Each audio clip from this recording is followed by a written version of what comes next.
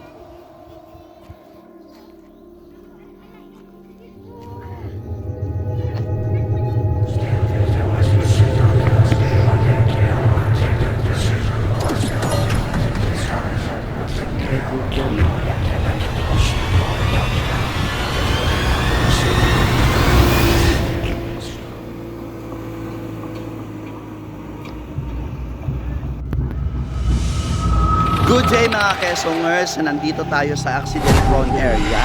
Ayan. Dito sa Sitio Ambao na sinasabi nila, dito sa Swan, Putol at Ayan. So actually ito yung accident prone area kasi maraming mga ahunan dito, sharp curves and everything. Ayan, kaninang umaga, nag-ano tayo, ayun dun yung bike ko. Ano naman, kapatid ng bayaw ko ito. Ayan yung bilinag ko na bahay. So kanina pababa tayo dyan sa Nagsumbatan Bridge dito, accident prone area dito ay yun kasi wala man lang signage ng highway, sharp curves and then alarm, slow down or ganyan, accident prone area, walang signage po dito mga Quezongers. So dito noon yung bahay ng kapatid ko actually, at dito tayo medyo sumemplang noon kasi napakadelikado ito. Ayun. So yan yung kanila noon, bahay nila. So andun na sila ngayon sa natin. So antabayanan niyo yung mga bagong vlogs ko dito sa Kayo Adventure ko dito lamang sa Ampayag Putol, kasi maraming mga insidente, maraming mga travel vlogs dito na ating gagawin. Of course kasama natin ang Team Sakit at Team Alot dito sa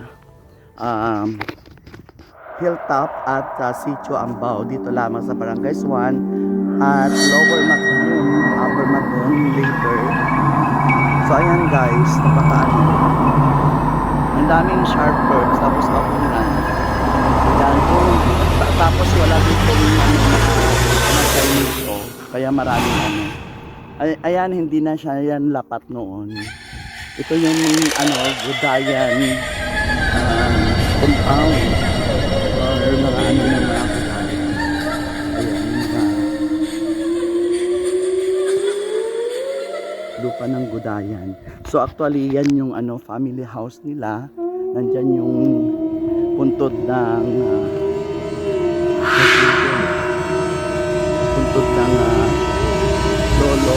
lolo-lola, kaya yung mother at father ng Gudayan. Napakaano. So dahil sa incident guys, medyo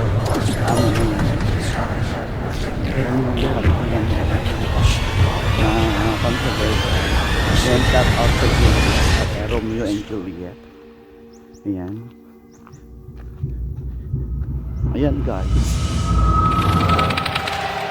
So disgrasya ka talaga kasi walang signage. So ayan na yung Nagsumbatan guys bridge, na bago lang na meron na disgrasya. hopefully guys hindi siya namamatay. Ang ano kasi guys, ang story kanina according to ano, police daw yun yung may-ari. May mga tauhan niya yung dalawa. At yung spot report kanina, inutusan niya na pupunta yata sa sentro. Ngayon,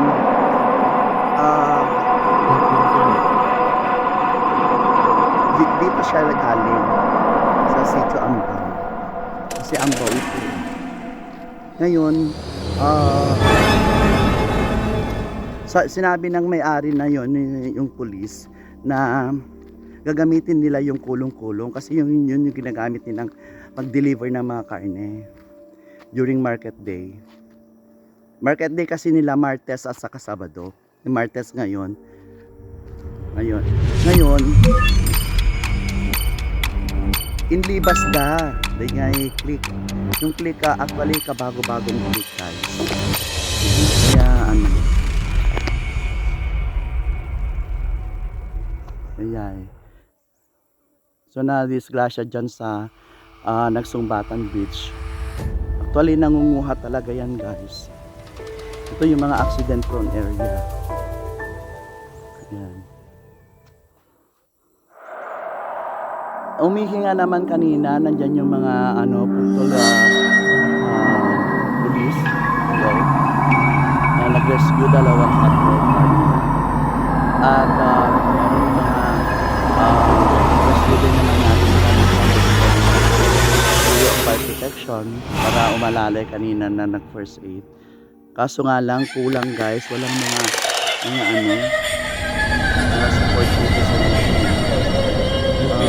umaasa na kanina, umuso ka patuto ka pero aron nga nasakit kay Jetwana, digital fair na, pero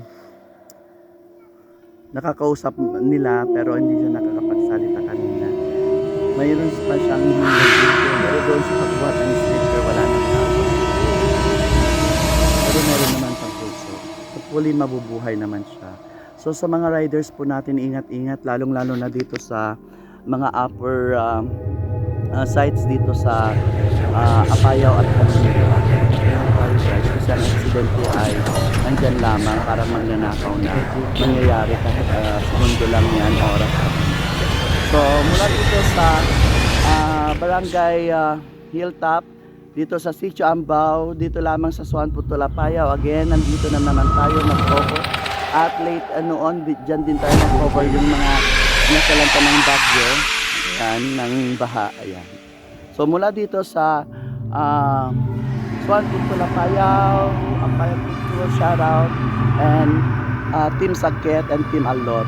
This is your travel mate, Maestro Esom, saying bye everyone. And sa lahat ng mga hindi pa nagsusubscribe, please subscribe to my YouTube channel. Ayan, don't skip ads para makatulong tayo sa lahat ng mga outreach program natin.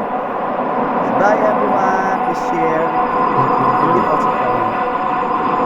Bye everyone, God bless. Bye.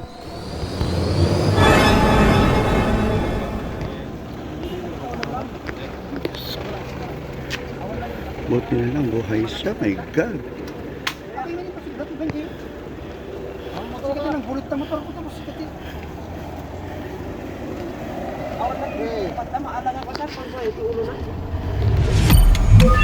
Pang.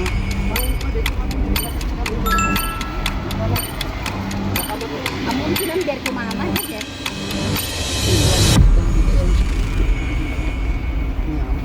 Nasara na pa yung motor ko. Nagpurong-purong dalit ako.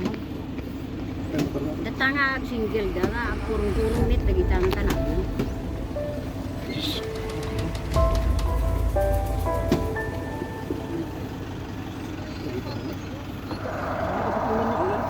Yung may pang ito ulo naman ng makama.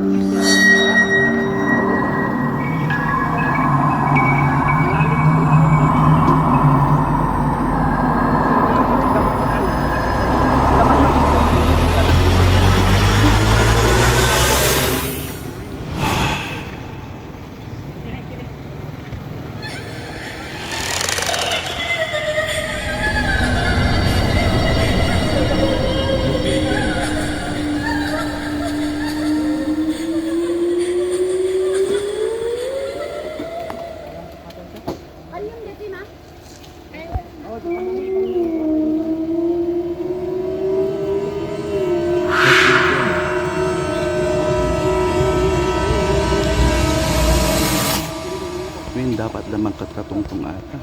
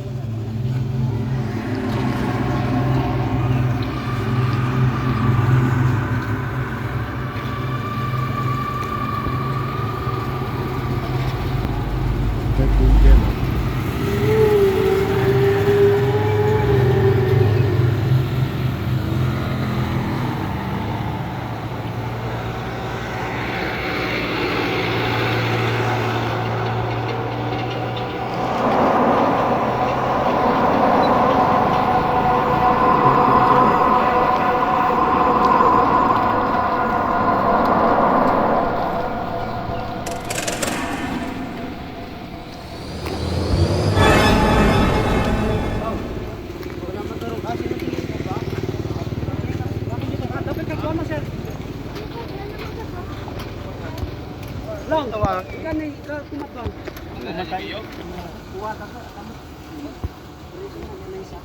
Sika? Ilang tapos ka, ano. Ayun, mapagpagbagas ka.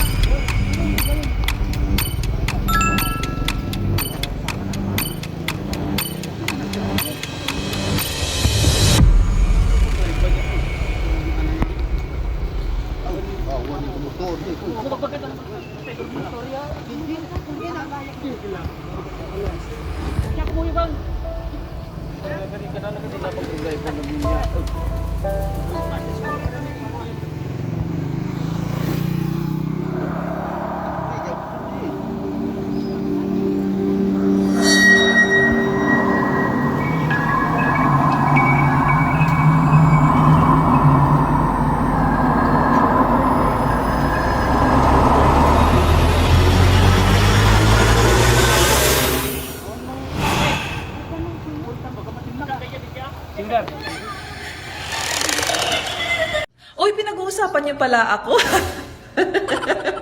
I feel so special. Thank you so much.